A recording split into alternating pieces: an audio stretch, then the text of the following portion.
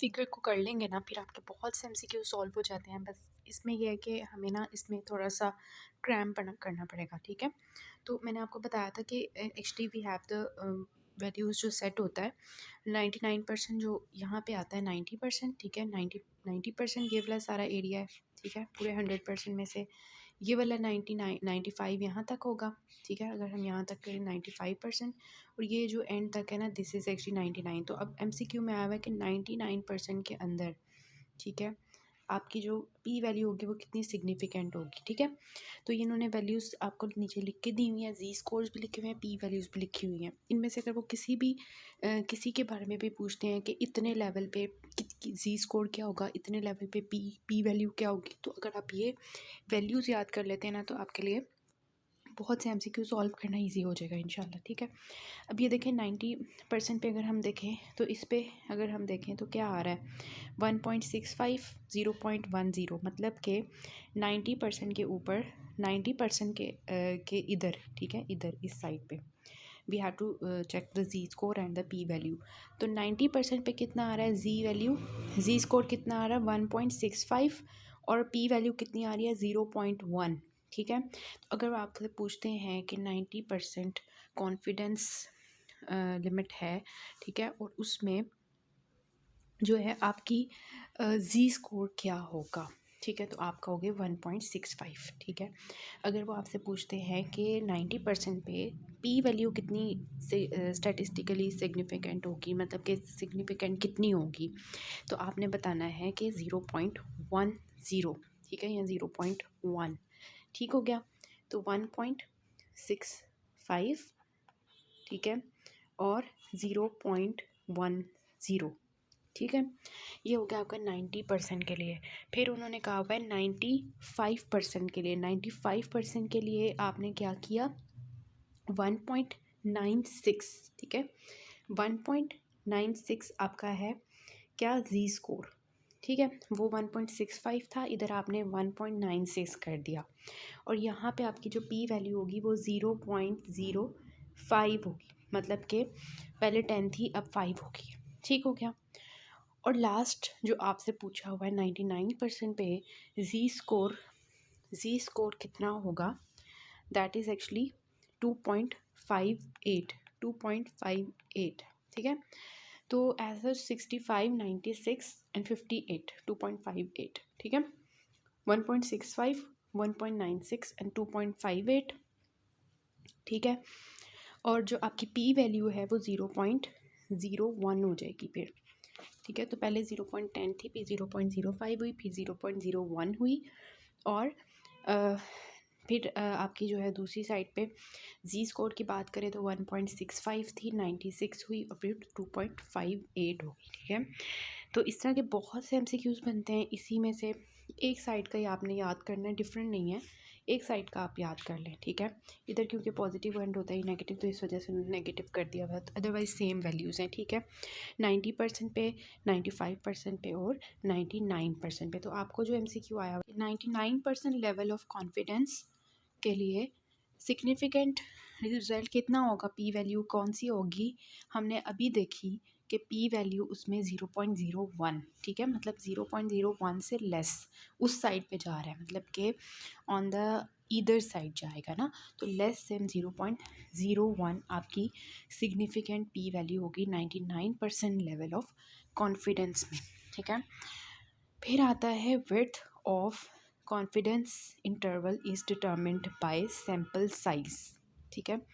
मतलब कि इसमें एक्चुअली ये होता है कि आप सैम्पल साइज़ जो है ना जितना ज़्यादा लोगे, ठीक है, आप सैम्पल साइज़ जितना ज़्यादा, मतलब विड्थ उसकी डिपेंड करती है सैम्पल साइज़ पे, कि सैम्पल साइज़ जो है, सैम्पल साइज़ जो आपका होता है ना वो इन्वर्सली प्रोपोर्शनल होता है टू योर कॉन्फिडेंस इंटरवल, ठीक है। कॉन्फिडेंस सैम्पल साइज़ आप जितना ज़्यादा लोगे आपका कॉन्फिडेंस इंटरवल जो है वो उतना कम होता जाएगा, ठीक है। मीन्स दैट आपका कॉन्फिडेंस इंटरवल ये मीन है, इसके गिर्द लाई कर है आपका कॉन्फिडेंस इंटरवल, ठीक है। तो आप सैम्पल साइज़ जितना ज़्यादा करते जाओगे आपका कॉन्फिडेंस इंटरवल उतना कम होता जाएगा, मीन के पास आता जाएगा, ठीक है। So confidence interval is actually inversely proportional to the sample size, ठीक है। सो ये आपका होता है एक बहुत ही इंपॉर्टेंट क्वेश्चन कि sample size is inversely proportional to the confidence interval, ठीक है। हम सैम्पल साइज़ जितना ज़्यादा करेंगे कॉन्फिडेंस इंटरवल नैरो होता जाएगा, और जितना सैम्पल साइज़ कम होगा कॉन्फिडेंस इंटरवल उतना ज़्यादा स्प्रेड करेगा, वाइड होगा, ठीक है। तो उसकी विड्थ जो है सैम्पल साइज से होती है। Vaccine study for the ads patient is a natural experimental, ठीक है। एड्स पेशेंट्स के लिए हम वैक्सीन की जो स्टडी कर रहे होते हैं तो वो ये कह रहे हैं कि this is actually natural experimental study, ठीक है।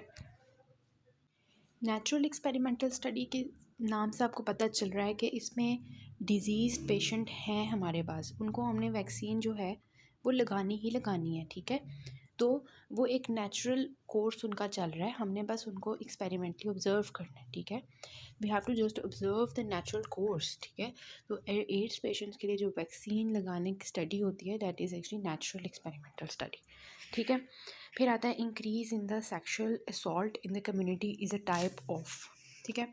ये आपकी मोर्टेलिटी इंडिकेटर होती है, नई मॉर्बिडिटी इंडिकेटर होती है, या क्या होती है। तो ये आपका MCQs का जो पेज है ना वो थोड़ा ऊपर की तरफ है, तो मैं ऊपर जाती हूँ, ठीक है। अच्छा, फिर कहते हैं डिसेबिलिटी इंडिकेटर है, नहीं, कहीं सेक्सुअल असॉल्ट ज़्यादा हो रही है, ना मोर्टेलिटी है ना मॉर्बिडिटी है, क्योंकि कोई बीमारी तो नहीं है ना, डिसेबिलिटी भी नहीं है, सोशियो इकोनॉमिक इंडिकेटर भी नहीं है, ठीक है। मेंटल हेल्थ इंडिकेटर है किसी भी कंट्री की, कि मेंटल हेल्थ उसकी ऐसी है कि that country is having more sexual assaults there, ठीक है। सो मेंटल हेल्थ इंडिकेटर, हमने बहुत से इंडिकेटर्स देखे थे जो कम्युनिटी मेडिसिन का चैप्टर था, आई थिंक फर्स्ट चैप्टर था उसमें, यहाँ देखे थे। डेमोग्राफिक साइकिल ये हमने पढ़ लिया हुआ है, ठीक है। For a disease which is less prevalent in the community a screening test which is ये भी हमने पहले कर लिया था, ठीक है। सब clinical phase of the disease the most important level of prevention is, ठीक है। एक डिज़ीज़ ऐसी है जो है तो सही लेकिन अभी सब क्लिनिकल है, मीन्स अभी उसने अपने सिम्टम्स शो नहीं किए, तो हम क्या करें, उसको अर्ली डायग्नोज कर लें। डिज़ीज़ है तो हम क्या करेंगे, उसको अर्ली डायग्नोसिस करेंगे, ट्रीटमेंट करेंगे। हेल्थ एजुकेशन तो नहीं हम कर सकते क्योंकि वो डिज़ीज़ हो चुकी है, स्पेसिफिक प्रोटेक्शन भी नहीं कर सकते क्योंकि डिज़ीज़ हो चुकी है, सब क्लिनिकल स्टेज में। प्राइमोर्डियल प्रिवेंशन भी नहीं कर सकते, वो तो पहली स्टेज होती है। रिहेबिलिटेशन भी नहीं कर सकते क्योंकि अभी वो डिज़ीज़ चली ही नहीं है, तो उसने हमने रिहेबिलिटेट क्या करना है, ठीक है। तो ईजी था। Cause effect relationship between diabetes and risk factors can be established by, ठीक है।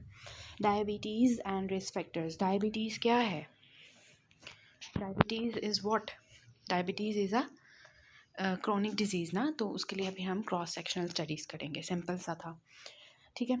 Most important point in the selection of the health problem for research are, अच्छा, अब हमने किसी भी हेल्थ प्रॉब्लम जो है उसको रिसर्च के लिए रिसर्च करनी है उसके ऊपर, ठीक है। तो अब हमने जो है सिलेक्शन कैसे करनी है उस हेल्थ प्रॉब्लम की, that is actually the priority ranking. तो इसका सिंपल सा एक क्वेश्चन है कि आपने किसी हेल्थ प्रॉब्लम पे स्टडी करनी है, तो आप किसी ऐसी हेल्थ प्रॉब्लम के ऊपर स्टडी करोगे जो कि उस टाइम पे जो है एक वाकई में प्रायोरिटी है ना, मतलब उस हेल्थ प्रॉब्लम में। फॉर एग्जांपल आजकल डायबिटीज़ है या इस तरह से हाइपरटेंशन है या कोविड है या इस तरह की चीज़ें जो अभी प्रायोरिटी पे चल रही हैं ना, आप उन हेल्थ प्रॉब्लम्स को रिसर्च के अंदर लोगे, या ऐसी हेल्थ प्रॉब्लम्स को रिसर्च में लोगे, ऐसी डिजीज़ को रिसर्च में लोगे जो रेयर है, ठीक है। तो आप प्रायोरिटाइज़ करते हो जो वाकई में लोगों को फ़ायदा होगा, उससे बेनिफिट होगा। मेन चीज़ होती है प्रायोरिटी रैंकिंग में कि उससे लोगों को फ़ायदा होगा, ठीक है। आपको भी फ़ायदा होगा रिसर्च से और लोगों को भी फ़ायदा होगा प्रायोरिटी रैंकिंग से, और आपके लिए ईजी भी होगा कि आप हेल्थ प्रॉब्लम्स जो है ना उनको रिसर्च में सेलेक्ट करके उनके ऊपर डिस्कशन करो, ठीक है। Case fertility rate is highest for, तो वो कह रहे हैं कि जो नमूनिया है ना उसका केस फर्टिलिटी रेट बहुत ज़्यादा है, ठीक है। मीन्स कि नमूनिया जो होती है ये डिज़ीज़ ऐसी है जो बंदे को मार देती है, ठीक है। मतलब जो नंबर ऑफ़ केसेस जितने आते हैं उनमें से ज़्यादा लोग मर जाते हैं। इसका मतलब ये है simple killing power of the disease. तो वो कहते हैं डेंगू भी इतना ख़तरनाक नहीं है, कोंगो भी इतना ख़तरनाक नहीं है, एड्स भी इतना ख़तरनाक नहीं है, हेपेटाइटिस बी भी इतना ख़तरनाक नहीं है, लेकिन जो केस फर्टिलिटी रेट है ना, मारने वाली एबिलिटी, वो निमोनिया की ज़्यादा है। ठीक है। अच्छा, इन्होंने कोंगो फीवर लिखा हुआ है। अच्छा, अब ये जो क्वेश्चन का आंसर है ना, ये इन्होंने कोंगो फीवर लिखा हुआ है, तो आप इसको यही कंसिडर कर लें, क्योंकि मैंने इसका रिसर्च किया है। मुझे जो मिला है ना, वो डेंगू का तकरीबन 5% तक मिला है, और निमोनिया का जो है वो 40% नहीं, निमोनिया का मुझे मिला है कोई ना 10% तक। ठीक है। और जो एड्स है उसका वो कह रहे हैं कि इतना नहीं है, सालों में लग जाता है, इसको क्रोनिक ही चलता है। और हेपेटाइटिस बी का भी जो है ना 40% के करीब आ रहा है। ठीक है। और कोंगो का भी तकरीबन ना 40% के करीब आ रहा है। तो ये कोंगो और हेपेटाइटिस बी में अगर आप सेलेक्ट करो तो मतलब बाकी सारे कम है, लेकिन कोंगो और हेपेटाइटिस बी के दरमियान में अगर करो तो फिर वो कह रहे हैं कि कोंगो है, तो आप उसको कोंगो कंसिडर कर लें, क्योंकि हेपेटाइटिस बी आपको भी पता है कि ज़्यादातर लोग ठीक भी हो जाते हैं, ज़रूरी नहीं है कि वो क्रोनिक में जाएँ। ठीक है, इस तरह से। अच्छा, फिर आता है in a country a the total births are equal to total death rate per annum, the vital index of the country will be. तो 1 होगा। सिंपल सी बात है। वाइटल इंडेक्स क्या होता है कि एक कंट्री में कितनी बर्ड्स हो रही हैं और कितनी डेथ्स हो रही हैं, उनका रेशो होता है ना। अगर दोनों इक्वल हो रही हैं, वाइटल इंडेक्स क्या होगा, बर्थ जितनी हो रही है उतनी डेथ रेट हो रही है। तो ईजी सा आंसर है कि 1.5 सॉरी 1 होगा। पता नहीं मैंने उल्टी बातें क्यों बोल रही हूँ, 1 होगा इसका। ठीक है। अच्छा, if the annual growth rate of the country is taken to be 1.5%, then what will be the population doubling time. तो पॉपुलेशन डबलिंग टाइम हमने पहले भी किया था कि हम क्या करते हैं, 70 को डिवाइड करते हैं ग्रोथ रेट से। तो 70 को 1.5 से डिवाइड करें तो क्या आंसर आए। तो ये मैंने किया है, इसका 46.6% आ रहा है, 6 ईयर्स आ रहा है। ठीक है। तो ये तकरीबन 47 हो जाता है। Best and most cost effective method for the prevention of AIDS in Pakistan is. Cost effective method क्या है प्रिवेंशन के लिए, कि रिसोर्स अवेलेबिलिटी ज़्यादा करें। नेक्स्ट वो कह रहे हैं कि एजुकेशन अच्छी हो, coverage of high risk groups अच्छी हो, increase the technical and management capacity building, increase the mass awareness program for safe sex, increase sexually transmitted diseases clinics and availability of contraceptives। ठीक है। तो इसमें ना एक जनरल सी चीज़ है कि आप देखें, एक चीज़ जब हो जाए, मतलब एड्स हो जाए, उसके बाद उसकी ट्रीटमेंट, ठीक है, उसके बाद उसकी ट्रीटमेंट के लिए फैसिलिटीज़ प्रोवाइड करना, रिसोर्सेज प्रोवाइड करना, अब ठीक है, ये सारी करना, वो एक बात की चीज़ें होती हैं। ठीक है। उसमें पैसा ज़्यादा लगता है। ठीक है। कॉस्ट इफ़ेक्टिव उन्होंने पूछा है ना, आपने पैसे बचाने हैं, तो उसका बेस्ट तरीका ये है कि आप जो है एजुकेशन उनकी इम्प्रूव करें। ठीक है। उनको समझाएं, हेल्थ एजुकेशन करें उनकी। ठीक है। और साथ में जो हाई रिस्क ग्रुप्स होते हैं उनको कवर करें। ठीक है। तो इसका आंसर ये होगा। बाकी ये है कि आप सेफ़ सेक्स का नहीं कह सकते ना किसी को, और सेक्सुअली ट्रांसमिटेड क्लिनिक्स बना लो आप, अवेलेबल ऑफ कॉन्ट्रासेप्टिव्स, नहीं, इतना अच्छा नहीं है ये मेथड। ठीक है। इसमें तो पैसे लगेंगे ना। अच्छा, उसके बाद टेक्निकल मैनेजमेंट कैपेसिटी बिल्डिंग, मतलब ये भी चीज़ें चलती हैं, लेकिन कॉस्ट इफ़ेक्टिव यही है कि आप उनको हेल्थ एजुकेशन करो, और जो हाई रिस्क ग्रुप्स हैं ना उनको ज़रा कवर करो, ताकि वो भी बचें और दूसरों को भी बचाएं। ठीक है। Education is important one two actually being an cost effective method। फिर आता है डेथ और recovery from the disease in a population causes. क्या होता है, प्रेवलेंस कम हो जाती है। सिंपल सी बात है कि वो जो बाथ टब है उसमें एंटर क्या हो रहा था, लोग एंटर हो रहे थे, नीचे से डेथ हो रही थी, ऊपर से वेपोरेशन हो रही थी। ठीक है। तो this was actually the incidence, this was the prevalence, this was death and this was the recovery. ठीक है। अब बाथ टब में जो चीज़ें निकलेंगी ना, बाथ टब से रिकवरी और डेथ वो निकलेंगी ऑब्वियसली, उसकी वजह से जो है प्रेवलेंस कम हो जाएगी। ठीक है। अगर ये इस तरह भी से भी कह सकते हैं कि इंसिडेंस कम है किसी डिज़ीज़ का, तो उसकी वजह से भी प्रेवलेंस कम होगी ना। तो ये मतलब सोचने वाली बातें हैं। ठीक है। Clinical trial is an example of experimental study. ठीक है। क्लिनिकल ट्रायल क्या होता है कि हम एक्चुअली एक्सपेरिमेंट कर रहे हैं ना, हम फॉर एग्जांपल एक्सपेरिमेंट्स में वो मैंने आपको बताया था एपिडेमियोलॉजी में कि केस कंट्रोल ग्रुप्स बनाते हैं, फिर हम उनके ऊपर इंटरवेंशन करते हैं, ठीक है, क्लिनिकली ट्रायल करते हैं लाइक प्लासिबो का और उससे ना सारा, तो that is actually what experimental study. Simple. Change that occurs in the disease frequency over many years. तो ये हमने पहले भी किया था ना, सेक्युलर ट्रेंड. ठीक है, पहले भी किया था ये. Most important cause of high infant mortality rate is. Infant mortality rate क्यों ज़्यादा है? मीन्स एक साल का बच्चा है और वो 1 साल से पहले क्यों मर जाता है? तो उसके जो मोस्ट इम्पॉर्टेंट कॉज है वो याद करने वाली चीज़ है कि इन्फेक्शन और मैलन्यूट्रिशन. ठीक है, कि अगर उसकी मदर उसको खाना सही तरह से नहीं दे रही, मैलन्यूट्रिशन में गया हुआ है बच्चा और उसको इन्फेक्शंस होते जा रहे हैं, तो उसकी वजह से उसकी मोर्टेलिटी ज़्यादा हो जाएगी. ठीक है, उसके बाद बाकी जो है ना, pre maturity, low birth weight, eclampsia, birth asphyxia, this is actually उस टाइम का वक्त है ये कि जब अभी वो पैदा हुआ था. ठीक है, मंथ्स की बात है, लेकिन यहाँ पे 1 साल से पहले का थोड़ा है. तो उस लिहाज से आप याद कर लें कि इन्फेक्शंस और मैलन्यूट्रिशन की वजह से जो बच्चा होता है वो ज़्यादा मरते हैं 1 साल से पहले. ठीक है, अच्छा, उसके बाद आता है कि अच्छा, ratio between the incidence of the disease among the exposed persons. ठीक है, एक्सपोज पर्सन ऊपर रखा आपने, नीचे क्या इन्होंने रखा है, नॉन एक्सपोज्ड. तो सिंपल सी बात है, आपके जो कम्युनिटी मेडिसिन का एपिडेमियोलॉजी का चैप्टर है उनमें उन्होंने रेशो बताई हुई है. Relative risk is equal to incidence of disease in exposed persons divided by incidence of disease in non-exposed persons is actually the relative risk. ठीक है, कि जो लोग मतलब फॉर एग्जांपल स्मोकिंग से एक्सपोज हो रहे हैं उनके अंदर डिजीज़ कितनी हो रही है डिवाइडेड बाय उन लोगों के जिनके अंदर अभी वो स्मोकिंग से एक्सपोज नहीं हुए, उनके अंदर डिजीज़ कितनी हो रही है. ठीक है, तो that is actually relative risk, कि दोनों में रिस्क कितना है डिजीज़ का. ठीक है, सिंपल सी बात है, आप इसको रट्टा भी मारें और वैसे साथ साथ आप इसको समझें भी. ठीक है, रिलेटिव रिस्क, दोनों का रिस्क कंपेयर कर रहे हैं. अच्छा, in relation to the case control study which of the following is not correct. ठीक है, अच्छा, इन्होंने डी किया हुआ, हम बाकियों को एक्सक्लूड कर लेते हैं. Many of the aetiological factors can be studied at the same time. ठीक है, केस कंट्रोल में क्या होता है, एक्सपोजर होता है, डिजीज़ होती है. हम कहाँ स्टडी कर रहे होते हैं, इस लेवल पे जब डिज़ीज़ हो चुकी होती है. This is our present. ठीक है, and this is our past. ठीक है, तो अब क्या हो रहा है, वो कह रहे हैं कि many of the aetiological factors can be studied. ठीक है, हम पेशेंट से पूछ रहे हैं ये जो तुम्हें डिजीज़ हुई थी ये किस वजह से हुई थी. तो वो बताएगा मैं अल्कोहल भी पीता था, मैं स्मोकिंग भी करता था, मैं, ठीक है, मैं जो है ये भी खाता था वो भी खाता था. तो वो सारे अपने कॉजेज़ बताएगा ना, ये हम सारे एटियोलॉजिकल फैक्टर्स को स्टडी कर लेंगे. ठीक है, सिंपल सी बात है. Proceed from effect to cause. Effect से कॉज की तरफ जा रहा है, इफ़ेक्ट से कॉज की तरफ जा रहा है,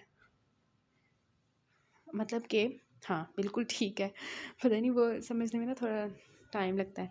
sequence of events is not noun. Sequence of events is not noun. Several possible outcomes can be studied. अच्छा, वैसे आप ओवरऑल देखें ना तो sequence of events is not noun मतलब कि जिस सीक्वेंस के साथ वो हुआ वो नहीं पता. Is carried out for the relative risk disease, relative rare disease, कि ये जो है रेयर डिजीज़ के लिए हम करते हैं. हाँ बिल्कुल. देखिए, रेयर डिजीज़ है ना, मतलब अभी वो डिज़ीज़ हो चुकी है ना, तो वो रेयर भी हो तो हम उसके ऊपर स्टडी कर सकते हैं. ठीक है, रेयर भी हो तो हमें पता चल जाएगा कि डिज़ीज़ हो चुकी है. सिंपल सी बात है. और वैसे इसका आंसर बिल्कुल सामने से देखने से पता चल रहा है कि several possible outcomes can be studied, कि जो है हम सारे आउटकम्स को, सेवरल आउटकम्स को एक साथ स्टडी नहीं कर सकते ना इसमें, क्योंकि आउटकम एक ही आया हुआ है ना. ठीक है, उसको वो डिज़ीज़ एक ही हुई है. अब उसे और आउटकम्स तो हम उस टाइम पे नहीं स्टडी कर सकते. तो ये बिल्कुल ऑपोजिट होता है आपके कोहॉर्ट से ना. कोहॉर्ट में आप मल्टीपल फैक्टर्स को स्टडी नहीं कर सकते, कॉजेज़ को, मल्टीपल कॉजेज़ को स्टडी नहीं कर सकते, लेकिन आप मल्टीपल आउटकम्स को इन द फ्यूचर स्टडी कर सकते हो. ठीक है, तो ये होता है इसका आंसर। ये इसके एडवांटेजेस और डिसएडवांटेजेस में जब आप पढ़ोगे ना तो आपको ये MCQs इस तरह के सॉल्व हो जाएंगे। फिर descriptive statistic that explains the percentage of individuals in the distribution with scores at or below the particular value is called as percentile rank. ये जब हमने न्यूट्रिशन का चैप्टर देखा था तो उसमें भी हमने ग्रोथ चार्ट बनाया था और उसमें हमने देखा था कि परसेंटाइल्स क्या होते हैं ना। तो ये परसेंटाइल्स ये होते हैं ना कि हम एक कंसिडर कर लेते हैं कि ये 5th परसेंटाइल है, ये 85th परसेंटाइल है, ये 95 परसेंटाइल है।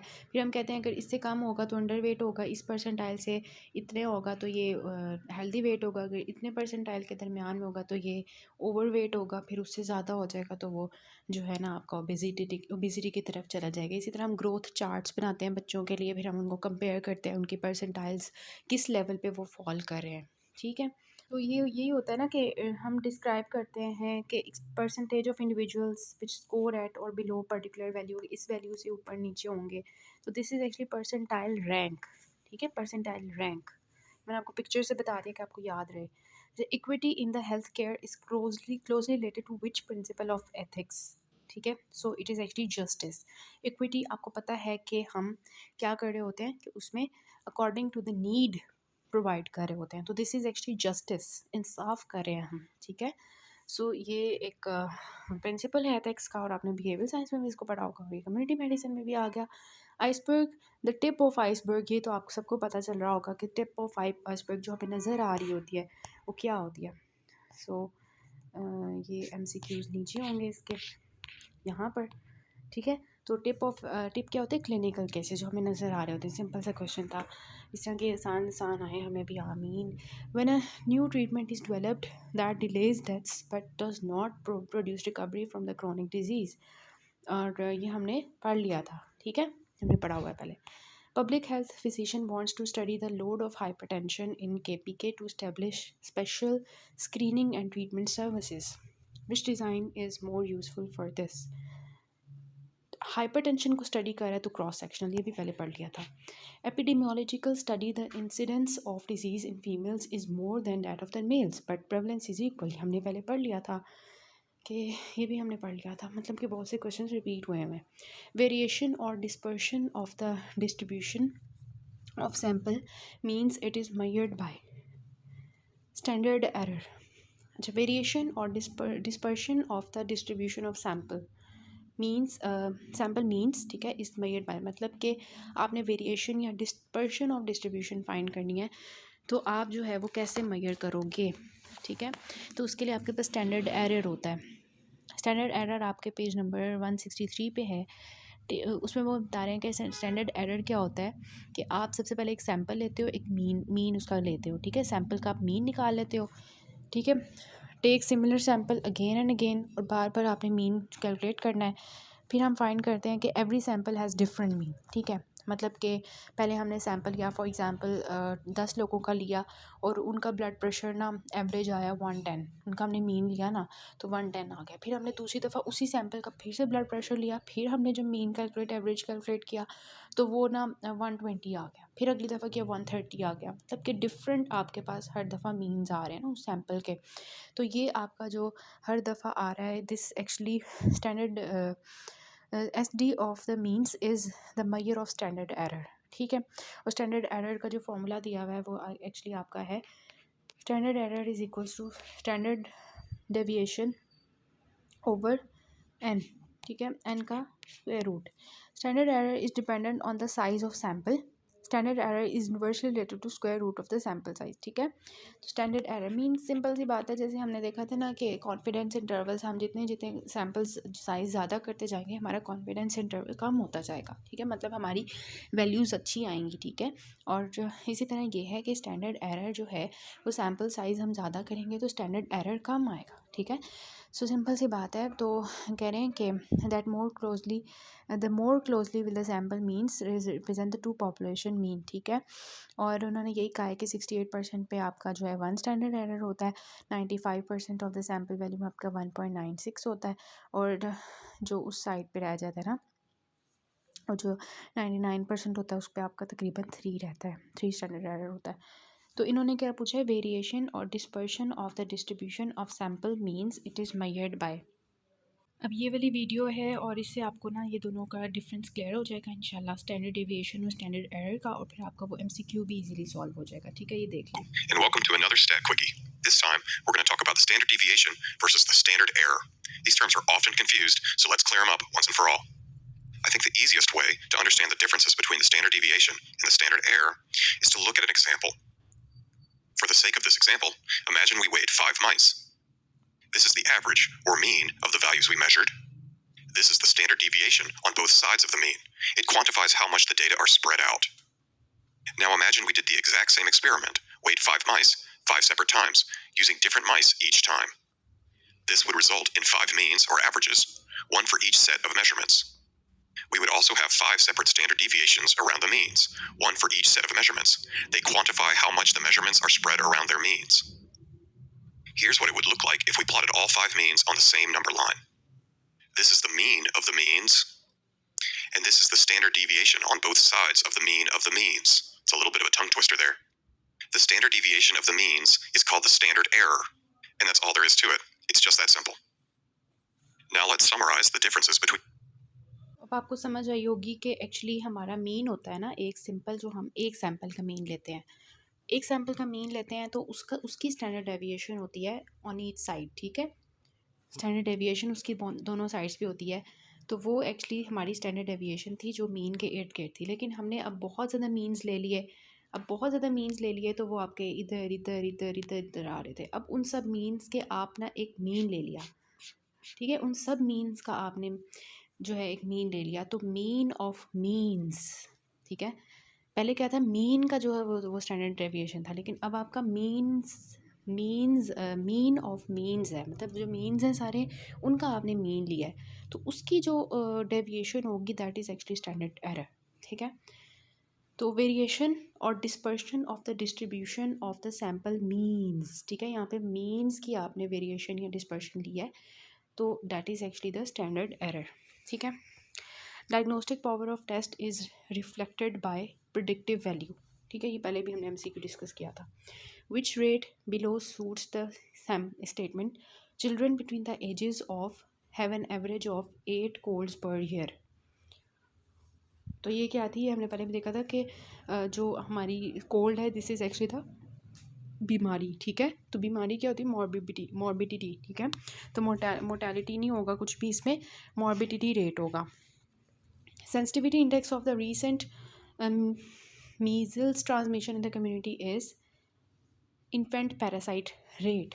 ठीक है, ये एक्चुअली इन्फेंट पैरासाइट रेट होता है जो हम कैलकुलेट करते हैं। ये इन्होंने मलेरिया लिखा होगा, हाँ, क्योंकि हम इसके लिए यही कैलकुलेट करते हैं कि किसी भी कम्युनिटी के अंदर मलेरिया की ट्रांसमिशन जो है वो रिसेंट कितनी है, उसके लिए हम उस जगह की जो इन्फेंट पैरासाइट रेट है उसको कैलकुलेट करते हैं। और ये हमने कहाँ पे एक्चुअली किया था कि मलेरिया ट्रांसमिशन ये वाला कम्युनिकेबल डिजीज़ में किया था। 75 पेज है आपका, इसमें आपको लिखा हुआ है infant parasite rate, percentage of infants up to the 12 months only showing parasites in the blood. It is the most sensitive index of the recent malaria transmission in the locality. अगर तो ये ज़ीरो होगा for consecutive 3 years, इसका मतलब कि उस जगह पे मलेरिया की ट्रांसमिशन नहीं है। तो ये जब हमने मलेरिया का जो डिजीज़ डिस्कस की थी ना, उसमें मैंने आपको इसके बारे में बताया था कि सेंसिटिविटी इंडेक्स जो मलेरिया ट्रांसमिशन की होती है वो क्या होती है, इन्फेंट पैरासाइट रेट होता है। और ये आपका UQ भी आया हुआ है पास्ट पेपर्स में। वन ऑफ द करेक्टरिस्टिक्स, ये इन्होंने ना इधर से एक तो ख़त्म किया हुआ है, is reliability, which means reliability क्या होती है, पहले भी हमने डिस्कस किया था आई थिंक। हाँ, ये हमने डिस्कस किया था कि जितने मर्ज़ी लोग उसको करें, उसको मतलब इंस्ट्रूमेंट को यूज़ करें, उनका आंसर सेम आना चाहिए, same answer of the if मयर्ड by different people in the similar circumstances, हमने पहले किया था। उसके बाद आता है first case of the communicable disease, जो होता है ये हम क्या कहते हैं, प्राइमरी केस होता है। पहले डिस्कस किया था natural history of the disease is best established by the cohort studies. ठीक है, कोहॉर्ट स्टडीज़ में नेचुरल हिस्ट्री होती है। हम कभी भी एक्सपेरिमेंटल स्टडीज़ में नेचुरल हिस्ट्री को डिजीज़ को डिस्कस नहीं कर सकते, बिकॉज हम एक्सपेरिमेंट्स कर रहे होते हैं, एक्सपेरिमेंटल स्टडीज़ में हम इंटरवेंशन करते हैं, हम खुद पेशेंट्स को इंटरवेंशन देते हैं, खुद दवाई वगैरह देते हैं, फिर देखते हैं। कोहॉर्ट में क्या होता है, हम सिंपली ऑब्जर्व कर रहे होते हैं, because this is actually observational study. Carrier state that emerges from the sub clinical state is called as healthy carrier. Carrier state that emerges from the sub clinical state, ठीक है, मतलब कि जो हमारी होगी सब क्लिनिकल केस, उसमें जो कैरियर होगा, ठीक है, उसको हम क्या कहेंगे, हेल्दी कैरियर है। मतलब ये कि सब क्लिनिकल केस में से वो एक कैरियर स्टेट में है, ठीक है, तो वो हेल्दी कैरियर है, खुद हेल्दी है लेकिन दूसरों को डिजीज़ ट्रांसमिट कर रहा है खुद कैरियर होके, ठीक है, कि खुद उसको कुछ भी नहीं है, सब क्लिनिकल है वो, ठीक है, लेकिन वो दूसरों को कैरी कर रहा है डिज़ीज़, तो वो क्या होगा, हेल्दी कैरियर होगा, ठीक है। और कन्वलेसेंट कैरियर वो होता है जो कि हमने देखा था कि वो डिज़ीज़ पहले उसको थी, लेकिन अब वो डिज़ीज़ उसको ख़त्म हो गई है, लेकिन वो अब उसके बाद कैरी कर रहा है उस डिज़ीज़ को, दूसरों को दे रहा है। इंक्यूबेटरी कैरियर का होता है जो कि एक्चुअली आपका इंक्यूबेशन पीरियड के अंदर दूसरों को डिज़ीज़ दे रहा होता है, ठीक है। और क्रोनिक कैरियर होता है जो बहुत अरसे से क्रोनिक कैरियर में गया हो। हमने कैरियर्स की डिफरेंट टाइप्स जो हैं वो देखी हुई हैं। तो ये आपकी, अगर आपने इसको एक दफ़ा रीड देनी है ना, तो 56 पेज पे है आपके सारी कैरियर्स की टाइप्स, ठीक है, तो आप उसको रीड दे लें, because we have discussed it already. और ये जो है ना, इसमें आएगा आपका हेल्दी कैरियर्स, ठीक है, कि these are the victims of the sub clinical infection who have developed carrier state without suffering from any disease, ठीक है, और दूसरों को डिजीज़ दे रहे होते हैं, तो इनको हम क्या कहते हैं, हेल्दी कैरियर्स। अच्छा, केस कंट्रोल स्टडी में जो कंफाउंडिंग बायस होता है उसको हम कैसे प्रिवेंट कर सकते हैं, मैचिंग से, ठीक है। तो ये कंफाउंडिंग की जो बाइसिंग होती है इसको हम कैसे प्रिवेंट कर सकते हैं, मैचिंग से, कि हम क्या करें कि जो हम केस एंड कंट्रोल कर रहे हैं, हम जो केस सेलेक्ट कर रहे हैं, हम जो कंट्रोल सेलेक्ट कर रहे हैं, उनको मैच करें, ठीक है, कि उनकी जो मतलब कि जिस तरह के हम केसेस ले रहे हैं, जिस एज के, जिस सेक्स के, जिस ऑक्यूपेशन के, उसी ऑक्यूपेशन के हम, उसी एज के, उसी सेक्स के हम क्या लें, कंट्रोल्स लें, ठीक है। सो ये आपका कंफाउंडिंग वाला जो टॉपिक है ना एपिडेमियोलॉजी में, उसमें हमने डिस्कस किया था कि जो कंफाउंडिंग होती है उसको हम किस तरह से कम कर सकते हैं। मैं पेज खोल लेती हूँ उसका, फिर मैं आपको बता देती हूँ इसका जो है कंफाउंडिंग जो होती है ना, इसको हम 3 तरीके से कम कर सकते हैं, 3 तरीक़ों से कम कर सकते हैं हम कंफाउंडिंग को। और वो 3 चीज़ें क्या होती हैं, देखें पेज नंबर पे है 48 पे, ठीक है। सबसे पहले तो हम जो है अर्ली स्टेज पे कैसे कर सकते हैं, मैंने आपको बताया था, रैंडमाइजेशन करें, रिस्ट्रिक्शन करें और मैचिंग करें, ठीक है। और कंट्रोल एनालिसिस स्टेज में हम कैसे कर सकते हैं, stratification, multivariate analysis, standardization and residual compounding. तो इनमें से कोई भी आपके पास MCQ में आता है तो आपने बता देना है कि हम इन चीज़ों से जो है ना कर सकते हैं। अच्छा, ये जो है इसमें आपका जो है रैंडमाइजेशन भी आ रहा है ना, लेकिन फिर आप इसका क्या करोगे, इन्होंने मैचिंग कहा हुआ है। Confounding bias in a case control study, confounding bias can be prevented. अच्छा, ये क्या होगा फिर, तो आप इसको इस तरह याद कर लें कि कंफाउंडिंग बाइस को हमने प्रिवेंट करना है मैचिंग से, तो मैचिंग भी इसका होता है और है भी केस कंट्रोल में, तो फिर मैचिंग से करते हैं हम, ठीक है। अच्छा, हेल एंड डेली, ठीक है, ये हमने डिस्कस किए थे। हेल एंड डेल क्या होते हैं ऑलरेडी डिस्कस कर चुके हैं, पेज आपका चैप्टर नंबर 1 में हमने इसको लेक्चर में डिस्कस किया था कि हेल एंड डेल क्या होते हैं ना, हेल एंड डेली। तो ये एक्चुअली मॉर्बिडिटी के इंडिकेटर्स होते हैं। तो अगर हम इनको दोबारा से आप डिस्कस करना चाहते हैं तो फिर मैं बता देती हूँ कि जो हेल होता है ना, हेल उसमें ये होता है कि आप जो होती है अपनी हेल्दी, सिंपल वर्ड्स में अगर मैं बताऊँ ना, तो ये होता है कि एक इंसान ने अपनी पूरी ज़िंदगी में हेल्दी ज़िंदगी कितनी गुजारी, ठीक है, वो हेल होता है। और डेल जो होता है ना, इसका होता है कि उसने अपनी पूरी ज़िंदगी में डिसेबिलिटी वाली ज़िंदगी कितनी गुजारी। तो hell is actually health adjusted life expectancy, it is on the page number 15, ठीक है। और डेली जो है ना, this is actually disability adjusted life expectancy, ठीक है, लाइफ ईयर। तो लाइफ ईयर है, उसमें लाइफ एक्सपेक्टेंसी है। तो हेल्दी ज़िंदगी कितनी गुजारी वो हेल है, और अपनी पूरी ज़िंदगी में डिसेबिलिटी वाली ज़िंदगी कितनी गुजारी वो डेल है, ठीक है। So these are actually the indicators of morbidity, because जो होगा, सॉरी, डिसेबिलिटी देखें आपके उसमें बहुत से इंडिकेटर्स हमने डिस्कस किए थे, मॉर्टेलिटी होते हैं, मॉर्बिडिटी होते हैं, बहुत से इंडिकेटर्स होते हैं। उसमें से जो डिसेबिलिटी वाले रेट्स होंगे ना, वो एक्चुअली इसमें से आएंगे, डिसेबिलिटी इंडिकेटर्स हैं ये, ठीक है। फिर आता है average number of daughters a newborn girl with bear during her life time assuming fixed age sex age specific fertility and mortality rates is. तो ये आपका नेट रिप्रोडक्शन रेट होता है कि जिसमें अपनी पूरी ज़िंदगी में वो कितनी जो है ना डॉटर्स जो है उसकी वो बियर करेगी अपनी पूरी लाइफ टाइम में। तो that is actually the net reproduction rate. और आई थिंक ये आपके जो है ना रिप्रोडक्शन वाले में आए, ये आपका जो है ना डेमोग्राफी वाले चैप्टर में से आया हुआ है। 170 पेज है, उसमें नेट रिप्रोडक्शन रेट की डेफिनेशन लिखी हुई है। पहले टोटल फर्टिलिटी रेट का आया हुआ था ना MCQ, अब उसमें से आया हुआ है कि number of daughters a new born girl will bear during her life time. ठीक है, उसको हम क्या कहते हैं, नेट रिप्रोडक्शन रेट। ठीक है, तो this is actually net production rate. और आप इसको याद रख सकते हो N for net, N for new born girl. ठीक है, वो अपनी डॉटर्स कितनी करेगी। ठीक है, case fertility rate is highest for. So यहाँ पे फिर उन्होंने केस फर्टिलिटी रेट जो है ना पूछ लिया है। और पीछे हमने देखा था कि कॉन्गो का था हाईएस्ट, और यहाँ पे डिफ्थेरिया का ज़्यादा है। ठीक है, केस फर्टिलिटी रेट। अच्छा, उसके बाद आता है if growth country of the country, if the growth rate of the country is 2%, doubling time क्या होगा। तो अब 70 को डिवाइड कर ले 2 से, तो क्या आता है 35 आता है। ये तो इजी था, 70 को 2 से डिवाइड करें तो 35 आ जाएगा। Most potential source of transmission of infection from the epidemiological point of view is the carrier. ये हमने पहले भी डिस्कस किया था। तो अब हम नेक्स्ट पार्ट से कर लेते हैं क्योंकि अब ज़्यादा ही हो गए हैं कुछ। तो इंशाल्लाह next will be the last one.